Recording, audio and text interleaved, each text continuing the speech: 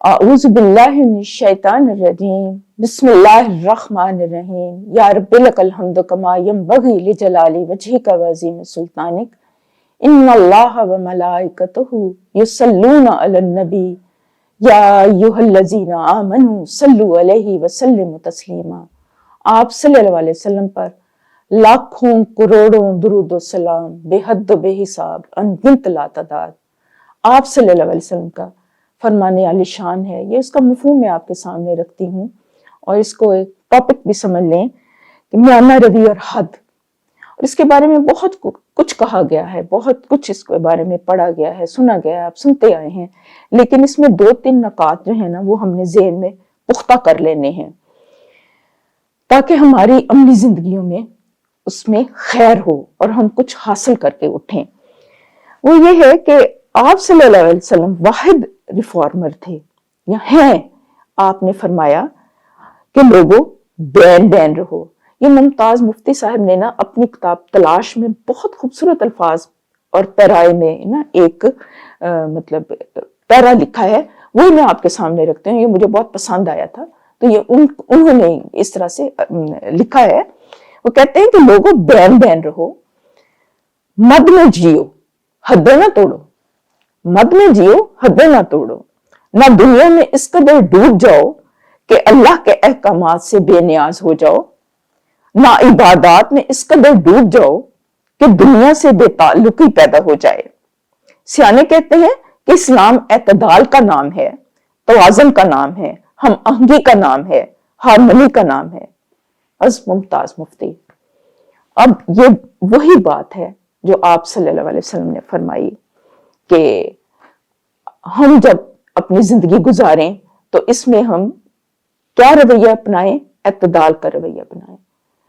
اس میں افراط و تفریط نہ ہو، نہ اس قدر ہم عبادات ہر وقت عبادت میں ہی مگن رہیں کہ ہمارے دنیاوی معاملات جو ہیں وہ اس سے متاثر ہوں، اور نہ اتنے دنیا میں ڈوب جائیں کہ عبادت کرنے کا بھی ہمیں ٹائم نہ ہو۔ اور یہ اہم ترین نقطہ ہے، اہم ترین نقطہ ہے۔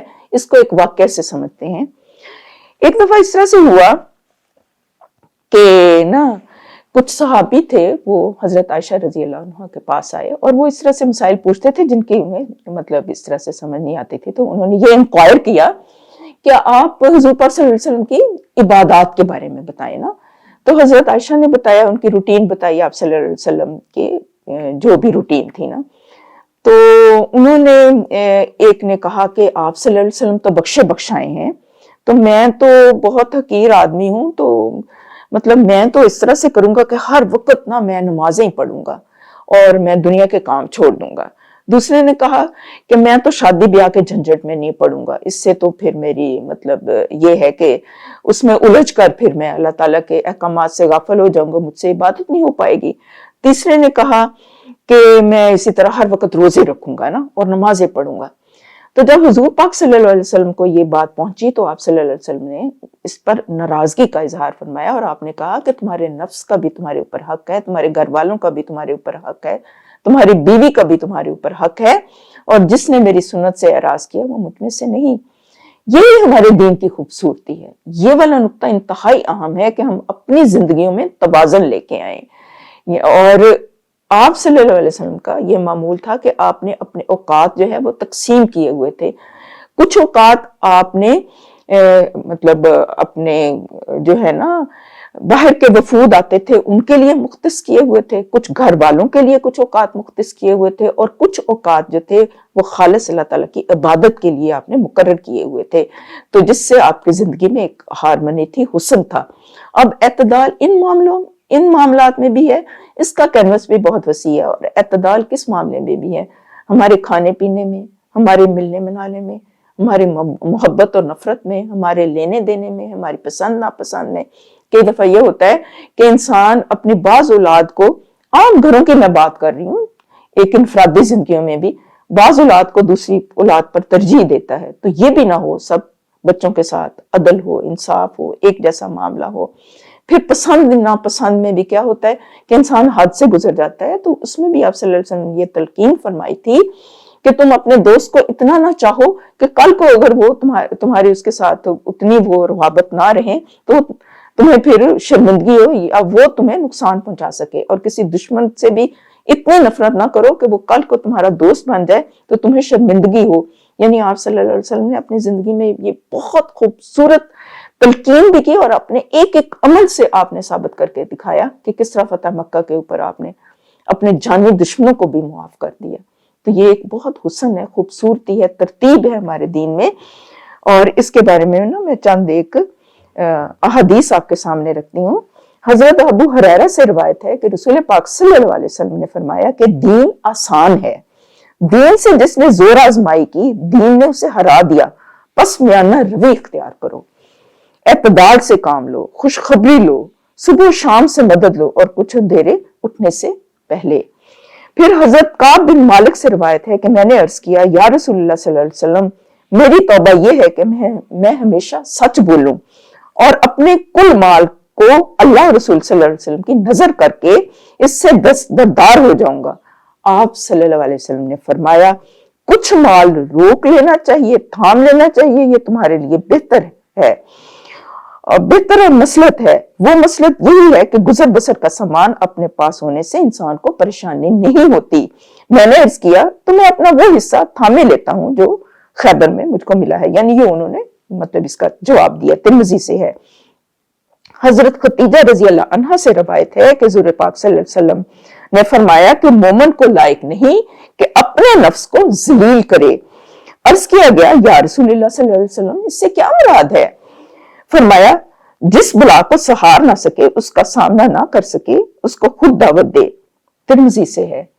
یعنی یہ کتنا خوبصورت پیغام ہے، کتنا خوبصورت پیغام ہے کہ اللہ تعالیٰ نے کہیں مشکل نہیں رکھی، کہیں تنگی نہیں رکھی، بلکہ آپ نے تو وہ غلط جو رسومات تھے، اس کے جو بوجھ لدے ہوئے تھے انسانوں کے اوپر، آپ نے وہ بوجھ اتارے، وہ زنجیریں توڑ دیں، لوگوں کی زندگی میں آسانیاں بانٹیں. اور آپ نے یہی فرمایا تھا کہ آسانیاں بانٹو اور ایک دوسرے کے لیے مطلب ایک مضبوط جو ہے نا تائید و نصرت کرو ایک دوسرے کی. ایک مومن جو ہے دوسرے مومن کا بھائی ہے، وہ اس کو کسی بھی مشکل یا مصیبت میں وہ نہیں چھوڑتا. اس طرح سے آپ نے تعلیمات دی ہیں. اور دوسرا یہ تو میں نے ایک عام انفرادی زندگی کے بارے میں بھی بتایا نا. تو ہمارے جو دین ہے اس کے ہر پہلو میں یہی حسن ہے، اور اس کا بھی دیکھا جائے تو اس کا دائرہ پھر وسیع ہوتا جاتا ہے.